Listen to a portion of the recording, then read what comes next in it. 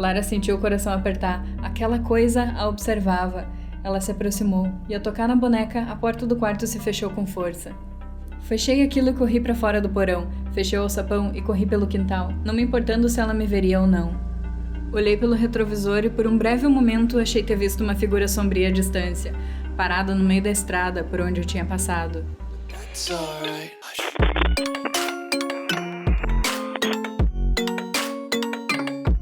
Oi pessoas, aqui é a Carol. Sejam bem-vindos a mais um episódio de Terror Remake. Nesse quadro eu leio histórias de terror que meus inscritos me enviaram enquanto eu faço minha maquiagem do dia. Essa maquiagem, bem azul pra combinar com as unhas. Se você gosta de histórias de terror e coisas assim, não deixa de se inscrever aqui no canal pra não perder os próximos episódios. E é isso, chega de enrolar, vamos começar. Ovos de sangue. Na vila de São Martinho do Vale, a Páscoa era tempo de silêncio. Não havia caça aos ovos, nem coelhos de pelúcia nas janelas. As crianças eram proibidas de sair depois das 6. Ninguém explicava o porquê, só diziam que era pro bem de todos. Mas em 1983, um grupo de 4 crianças desobedeceu. Queriam brincar na floresta perto do cemitério, onde diziam que uma senhora chamada Dona Nilda morava. Ela era muito velha, corcunda, com os cabelos tão brancos quanto teias de aranha.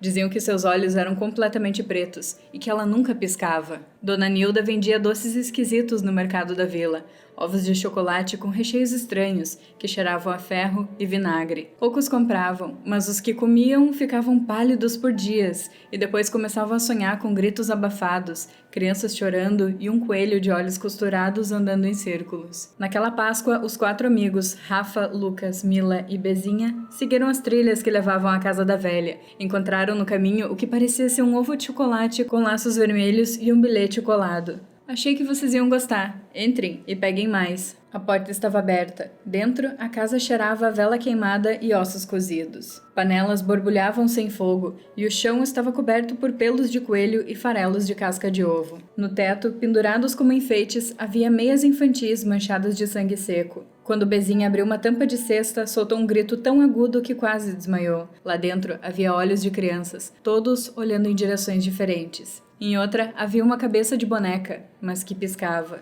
E então, Dona Nilda apareceu, com sua voz rouca e arrastada. Vocês chegaram cedo, que delícia! Gosto de crianças fresquinhas na Sexta-feira Santa. Ela sacou uma colher de prata, afiada como faca, e começou a murmurar em uma língua que nenhum deles entendia. As sombras da casa se contorciam e o coelho de olhos costurados desceu do sótão, andando com as patas como se estalassem os ossos a cada passo. Mila tentou correr, mas escorregou numa poça vermelha. Lucas foi o primeiro a gritar. Nilda o segurou pelos cabelos, enfiou a colher na boca dele e puxou a língua com a mesma facilidade de quem retira a gema de um ovo. Rafa tentou enfrentá-la com uma faca de cozinha achada no chão, mas quando a lâmina cortou a pele da velha, vermes começaram a sair da ferida e gritar nomes de outras crianças desaparecidas. Bezinha foi a única que sobreviveu, ou ao menos é o que dizem. Ela apareceu dias depois, sentada no chão da escola, com os olhos vidrados e sua boca suja de chocolate. Murmurava sem parar. Ela vai fazer mais ovos e todos vão comer. Dona Nilda nunca foi presa. Dizem que ela se mudou da vila. Dizem que agora os ovos dela aparecem em mercados populares, embrulhados com papéis floridos. Quando abertos, alguns têm brinquedos dentro, outros têm dentes. Olá, Carol. Meu nome é Rayane e sou muito fã do seu trabalho. Veja e reveja todos os seus vídeos enquanto trabalho. Ai, que legal! Eu moro nos Estados Unidos e ver seus vídeos de certa forma me deixa mais relaxada. Beijinhos. Obrigada. É por isso que eu não coloco músicas altas, nem falo gritando de um jeito agitado. Eu gosto de fazer vídeos calmos. Eu já sofro de ansiedade, então não preciso passar isso pra frente também, né? Então saber que os meus vídeos têm efeito calmante pra algumas pessoas me deixa mega feliz. Adorei a história. Eu adoro esse tipo de história que já é um clássico de Páscoa, né? Amo. Desculpa não ter lido antes da Páscoa. Só deu pra fazer agora. Vamos para a próxima. A Casa das Janelas Fechadas. Ninguém sabia ao certo quando a casa da Rua dos Pinheiros tinha sido construída. Os registros da prefeitura indicavam algo em torno de 1890, mas os mais velhos da cidade diziam que ela sempre estivera ali, muito antes de qualquer rua ou praça. Ela ficava no alto de uma colina, rodeada por árvores secas e uma cerca de ferro enferrujada. As janelas, sempre fechadas, davam um aspecto sufocante e doentio ao lugar. Nunca se via luz por trás das cortinas empoeiradas. Nunca se ouvia som vindo de lá. Diziam que era maldita, e ninguém ousava se aproximar, exceto Clara. Clara era jornalista, recém-formada, cheia de ambição e um ceticismo ferrenho. Histórias de fantasmas e casas assombradas para ela não passavam de superstição alimentada por ignorância. Quando viu falar da Casa das Janelas Fechadas, viu uma oportunidade. Um especial para o jornal local, que talvez a colocasse em destaque. Ela decidiu passar uma noite inteira lá dentro e registrar tudo. Armada com uma câmera, um gravador de áudio e um caderno de anotações, Clara entrou na casa ao entardecer. A porta rangeu como se estivesse viva. O ar lá dentro era espesso, úmido e carregado com um cheiro de mofo e podridão. Mas o que mais a incomodou foi o silêncio. Não havia sons de vento, nem de pássaros, nem mesmo o tic-tac de algum relógio antigo. Era um vazio total. Ela começou a explorar. Cada cômodo parecia igual. Móveis cobertos por lençóis brancos, retratos antigos nas paredes, tapetes empoeirados. Mas o que chamava a atenção era o fato de todas as janelas estarem lacradas, com tábuas, por dentro. Não era apenas questão de estarem fechadas, era como se alguém quisesse impedir que algo saísse de dentro. Na sala principal, Clara encontrou um diário antigo. A caligrafia era irregular, como se a pessoa que o escrevia estivesse tremendo. As páginas falavam de vozes nas paredes, passos no sótão durante a madrugada e sussurros que vinham dos espelhos. No início, Clara riu. Parecia um roteiro barato de filme de terror. Mas conforme a noite caía, as risadas foram dando lugar ao desconforto. Por volta da meia-noite, ela ouviu algo. Um arranhar leve, vindo do andar de cima. Decidiu investigar. A escada de madeira parecia afundar sob seus pés, como se a casa estivesse viva e a engolindo lentamente. No corredor de segundo andar, ela viu algo estranho. Uma das portas estava entreaberta. Clara jurava que havia trancado todas ao entrar. Quando empurrou a porta, encontrou um quarto de criança. Brinquedos antigos, um berço e uma boneca sentada em uma cadeira de balanço. A boneca com os olhos vítreos a encarava. Não de forma figurada, literalmente. Clara sentiu o coração apertar. Aquela coisa a observava. Ela se aproximou e, ao tocar na boneca, a porta do quarto se fechou com força. Trancada, no escuro, o gravador que estava em sua cintura começou a chiar. Vozes baixas surgiram. Vozes que não eram dela. Você não deveria estar aqui. Ela está acordando. Vai ser como os outros. Clara tentava gritar, mas sua voz não saía. O quarto parecia encolher ao redor dela. As sombras se alongavam, ganhavam forma. Ela viu silhuetas de pessoas, ou o que restava delas. Olhos sem vidas, bocas costuradas, pele cinzenta. Estavam presas ali, como se a casa as tivesse devorado. E agora, queria mais. Ela conseguiu forçar a porta e fugir do quarto. Saiu correndo escada abaixo, mas a casa parecia diferente, maior, como se mudasse sua arquitetura. Corredores que não estavam ali antes surgiram, portas que davam em paredes. A lógica tinha morrido ali dentro. No espelho do hall viu seu reflexo, mas ele não se movia como ela. O reflexo sorriu e murmurou: "Agora você também faz parte." No dia seguinte, os vizinhos notaram a porta da casa entreaberta, mas ninguém teve coragem de entrar. O jornal nunca publicou a reportagem de Clara. Seus pertences foram encontrados ali dias depois, mas sem sinal dela. Meses depois, um grupo de adolescentes entrou na casa por desafio. Disseram ter ouvido passos, vozes e visto uma jovem de cabelos escuros parada na janela do andar de cima. Ela os observava e sorria. As janelas continuam fechadas, mas às vezes à noite, alguém pode jurar ver um par de olhos espreitando por trás das tábuas, implorando por ajuda, ou convidando você para entrar. Oi, Carol, tudo bem? Tudo ótimo. Bem, eu assisti muitos seus vídeos, mas nunca tive coragem de mandar uma história minha. Só que hoje eu quis mandar. Eu realmente espero que gostem. Desculpa se tiver qualquer erro, beijos. Mas um clássico que eu amo. Casas Mal Assombradas, tem como não gostar? Inclusive, eu tava pensando em um dia fazer um episódio de terror real, que é aqueles vídeos de true crime e tal, sabe? Só que com um tema de casas assombradas daqui do Brasil, mas eu não sei se tem alguma coisa que é grande e marcante daqui, mas eu queria fazer daqui. Se alguém souber, por favor, me diz ali nos comentários. Voltando. Esse lance de algumas portas dá pra parede, pra lugar nenhum, me lembrou um pouco a mansão em Chester. Eu fiquei querendo mais dessa história, eu gostei. Vamos pra próxima. O Canto. Meu nome é Melinda, tenho 16 anos, e desde que me entendo por gente, sou fascinada pelo oceano e por tudo que se esconde em suas profundezas. Sempre senti que há algo a mais ali, esperando para ser descoberto. Eu tinha apenas 13 anos quando algo aconteceu. Algo que mudaria minha vida para sempre. Era mais um dia de viagem na praia com a minha família. O sol havia se posto há pouco, tingindo o céu de tons dourados e arroxeados. Depois de um longo dia brincando na areia e mergulhando no mar, voltei para o quarto exausta. Deitei-me na cama de lençóis brancos, sentindo o cheiro salgado que ainda impregnava minha pele. O silêncio da noite era quebrado apenas pelo som rítmico das ondas beijando a areia. Meu quarto ficava de frente para o mar, e eu sempre amei aquela vista. Sem sono, levantei-me e fui até a varanda. O vento fresco bagunçou meus cabelos, enquanto eu observava o oceano escuro se estendendo até o infinito, iluminado apenas pelo brilho prateado da lua. Foi então que algo estranho aconteceu. Meus olhos se fixaram na água, e uma sensação estranha percorreu meu corpo. Meu coração acelerou, e um pensamento tomou conta da minha mente. Vá até lá. Era um chamado silencioso, quase hipnótico, como se o próprio mar estivesse me convidando para entrar. Meus pés descalços tocaram o chão frio da varanda, e por um momento hesitei, mas o desejo de me aproximar foi mais forte. Com passos lentos, desci as escadas da casa de praia e caminhei pela areia úmida. O vento parecia sussurrar meu nome, e o oceano me esperava, calmo e misterioso. Quando a água tocou meus tornozelos, um arrepio percorreu minha espinha. Algo estava diferente naquela noite, e eu estava prestes a descobrir o porquê. Meus pés afundaram na areia molhada enquanto eu avançava. A água subia aos poucos, primeiro nos tornozelos, depois nos joelhos. Meu coração batia forte, mas eu não sentia medo. Pelo contrário, uma sensação estranha de pertencimento tomava conta de mim. Foi então que eu vi. No fundo do mar, algo brilhou, um reflexo esverdeado e pulsante, como um chamado silencioso. Minhas mãos tremiam e minha respiração ficou curta. Eu deveria voltar? Correr para casa? Mas meu corpo parecia se mover sozinho. Dei mais um passo, e de repente senti algo envolver meu tornozelo. Um toque frio, mas ao mesmo tempo gentil. Olhei para baixo e vi um rastro cintilante, como se o próprio oceano estivesse me segurando. O brilho ficou mais forte, e uma silhueta surgiu na água. Olhos profundos me encararam, cheios de mistério. Não era humano, não completamente. Mas não tive tempo de reagir. Num piscar de olhos, uma onda inesperada me envolveu e tudo ficou escuro. Quando despertei, estava deitada na areia, o sol começando a surgir no horizonte. Meus pulmões ardiam, minha roupa estava encharcada e minha cabeça girava. Mas o mais estranho era o que eu segurava em minha mão, uma concha azul reluzente, diferente de qualquer coisa que eu já tinha visto. Desde aquele dia, o oceano nunca mais foi o mesmo para mim, e eu nunca mais fui a mesma.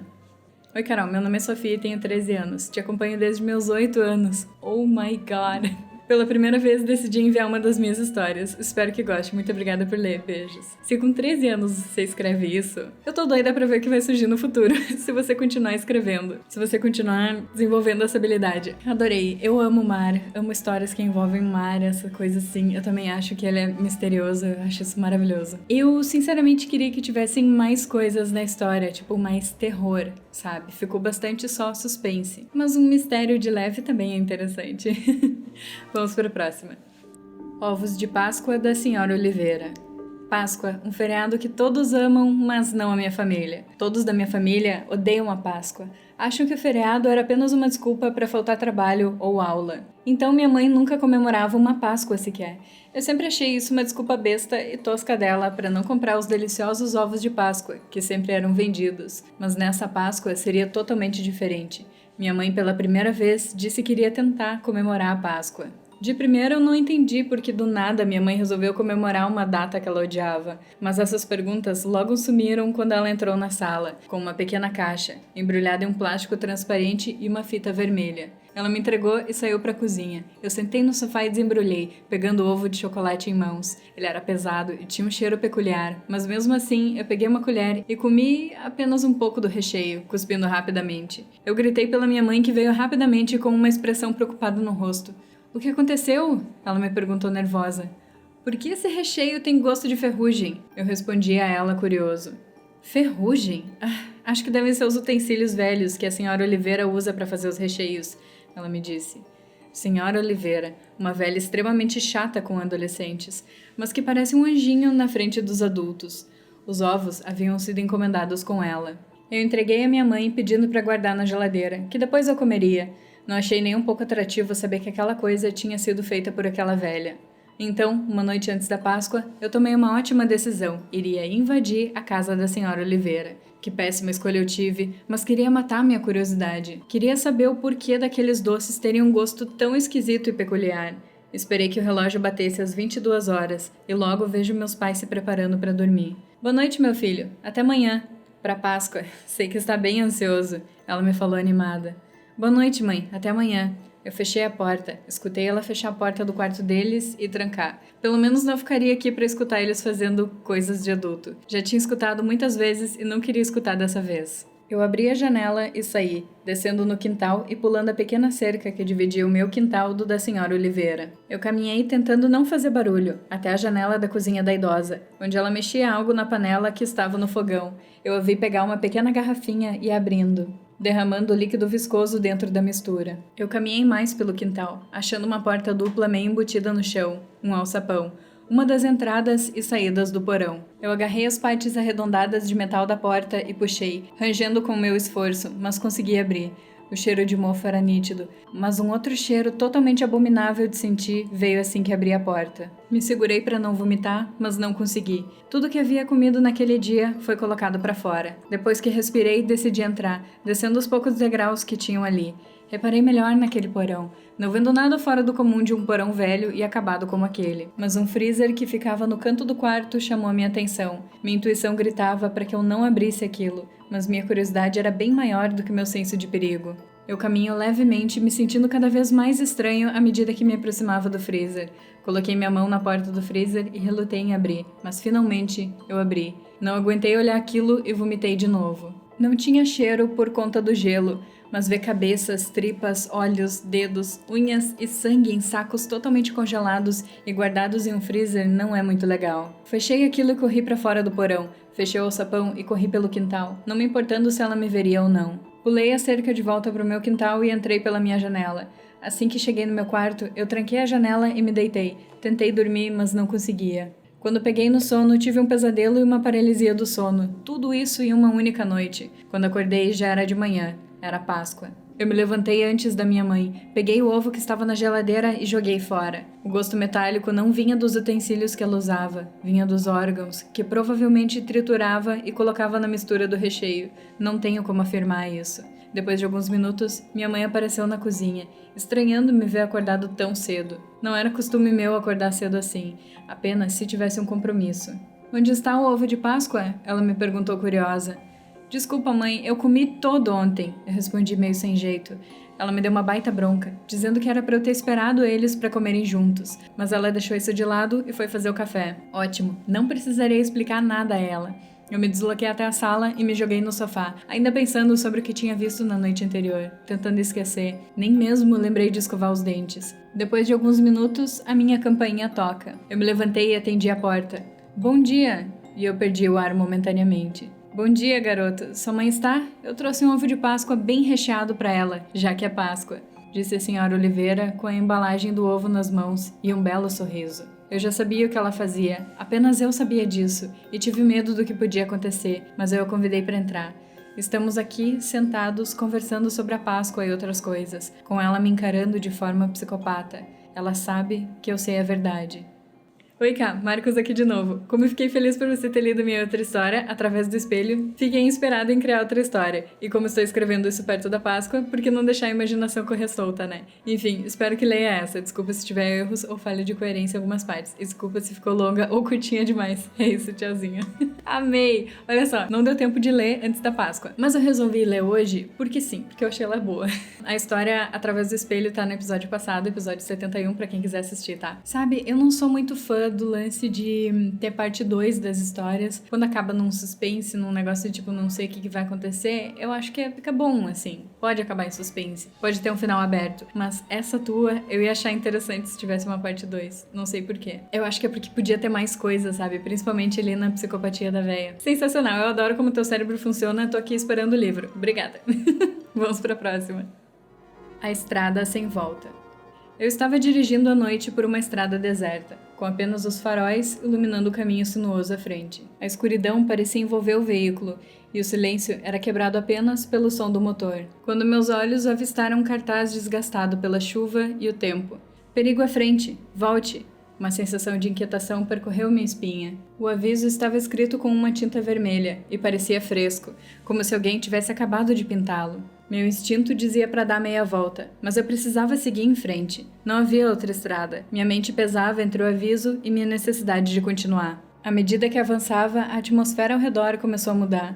O vento, antes suave, agora soprava de forma violenta, balançando as árvores ao lado da estrada. As nuvens pesadas de tempestade cobriam a lua, mergulhando tudo em uma escuridão ainda mais densa. Comecei a me sentir observado. Olhei pelo retrovisor e por um breve momento achei ter visto uma figura sombria à distância, parada no meio da estrada por onde eu tinha passado. Mas quando pisquei, não havia nada. Tentei me convencer de que era apenas a minha imaginação pregando peças. De repente, as luzes do carro começaram a piscar e o motor começou a engasgar. O pânico começou a se formar no meu peito. A estrada, que antes parecia infinita, agora parecia se fechar ao meu redor. As árvores pareciam estar mais próximas, seus galhos curvando-se como mãos estendidas. Novamente, avistei outro cartaz, igual ao anterior.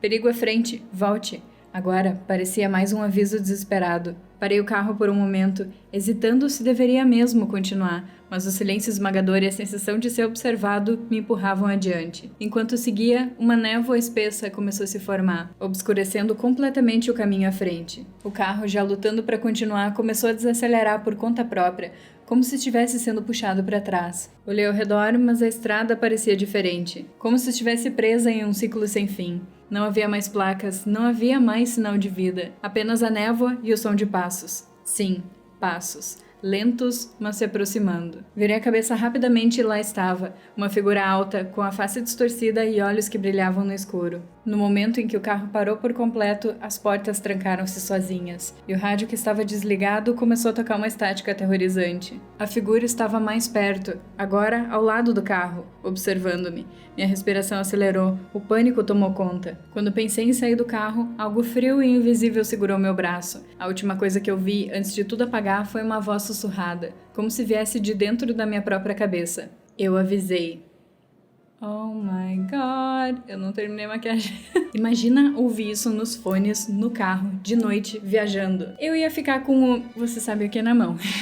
Simples e clássica também. Só faltou na real ser o espírito de uma mulher de branco, né? Oh my god, eu achei que eu tinha terminado de ler as histórias, mas tem mais uma. E eu super fazendo rápido a maquiagem, porque achei que não ia dar tempo. Mas eu não vou deixar passar, eu vou ler igual essa última história. Eu só me perdi aqui, eu achei que eu tinha terminado. Vamos lá. Obsessão. Meu nome é Rafael, e desde quando eu era criança nunca gostei de ser aquele tipo de pessoa namoradeira. Queria alguém que eu levasse pro resto da vida. Certo dia, entrou uma menina nova na faculdade, e ela estava na mesma sala que eu. Ela era muito linda, tinha belos olhos verdes, pele morena e um cabelo ruivo que passava da cintura. Ela mexeu comigo, queria ela na minha vida. Ela era calada, não gostava muito de socializar, mas mesmo assim eu fui falar com ela. Olá, você é nova aqui, qual é o seu nome? Oi, sou nova sim, meu nome é Elisa. Depois de vários dias conversando, peguei um certo nível de intimidade com ela. Até que teve um trabalho da faculdade. Formem duplas pro trabalho, disse o professor.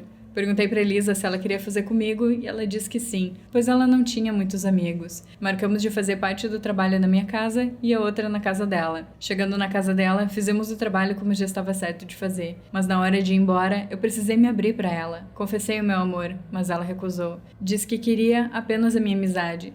Fiquei magoado, mas mesmo assim fui para casa. No dia seguinte, ela veio à minha casa para terminar o trabalho, mas eu não consegui me conter. Fui para beijá-la, ela recuou e disse que era melhor ela ir para casa. Me subiu uma raiva na cabeça, então eu joguei ela no chão e comecei a estrangular ela. Quando eu vi que ela tinha desmaiado, eu a levei para o meu porão, amarrei seus braços e suas pernas e a deixei lá. Depois de um tempo, fui ver se ela já tinha acordado, e para minha alegria, sim. Insisti para que ela ficasse comigo, mas mesmo assim ela recusou. Fiquei mais bravo ainda, então já cansado daquilo, comecei a estrangular ela de novo. Coloquei meus dedos em seu pulso, mas eu não sentia bater. Entrei em desespero, eu havia matado Elisa. Precisava de um lugar para esconder o seu corpo. Então, peguei meu computador e comecei a pesquisar formas de esconder um corpo. Até que achei um canal de uma moça. Ela contava histórias de terror. Seu nome era Carol. E em uma dessas histórias que ela estava lendo dizia: então cortei seu corpo em pedaços e depois fiz uma sopa e dei para os meus vizinhos. Logo, fiz o mesmo. Peguei um serrote que tinha guardado na minha garagem e comecei a cortar seu corpo. Piquei em vários pedaços. Depois separei os ossos da pele. Os ossos eu joguei no rio perto da minha casa. Com as peles, fiz a sopa e distribuí para os meus vizinhos. Depois desse dia, começaram uma busca para achar a Elisa. Mal sabiam eles que ela havia sido o prato principal. Nossa, tranquilinha a história, né? Oi, Carol, meu nome é Santiago e essa história é totalmente de minha autoria. Fiz ela baseada no caso criminal que você postou, o vizinho obcecado. Amo seus vídeos, eles me inspiram cada vez mais a escrever. Espero que tenha gostado e desculpe pela história longa. Não achei a história longa. Achei curta, mas concisa. Gostei. Enquanto eu li, eu percebi a semelhança com o caso, e quando você confirmou no final, me deu um nó no estômago. Ainda bem que eu já tinha terminado a maquiagem. Você escreve muito bem, ficou bem sinistra. Se basear num caso real assim e dar um plot desse jeito, acho que foi uma boa jogada. Bom, essas foram as escolhidas de hoje. Muito obrigada a todos que enviaram essas histórias. Se a tua não apareceu ainda, calma que um dia a gente chega lá. Mas para aparecer aqui, só vale se enviar pelo meu site. Vou deixar um link num comentário fixado. É só clicar, preencher e enviar bem facinho. Minha preferida de hoje? Eu gostei muito O Canto, que é sobre o mar e tal, mas essa última, por ser baseada numa história real, acho que essa é a minha preferida. E pra você, qual foi a história que você achou mais massa ou bizarra? Me conta ali nos comentários pra saber que tipo de histórias que você curte mais. Tem emoji de ovo de Páscoa? Não achei emoji de ovo de Páscoa, mas tem de doces. Pode ser. Se você chegou até aqui, então comenta um emoji de algum doce. Se você gostou do vídeo e não sabe o que comentar, mas quer me ajudar no engajamento mesmo assim. Obrigada. Se você quer mais vídeos assim, clica em gostei e inscrever-se ali embaixo. E se você clicar naquele sininho que aparece ao lado, isso ativa as notificações. Assim o YouTube te avisa quando tem vídeo novo por aqui, quando ele tá de bom humor. Lembrando que se inscrever no canal no YouTube é de graça, só serve pro YouTube te recomendar mais vídeos daquele canal que você escolheu. Me segue no Insta se você quer ver coisas extras de mim, mini tutoriais de maquiagem quando eu lembro de postar. Inclusive me digam se vocês querem mini tutorial dessa maquiagem, porque eu gostei dela. Raramente faço maquiagem só usando azul, mas eu gostei dessa. Enfim, muito obrigada por assistir e a gente se vê na próxima. Bons sonhos!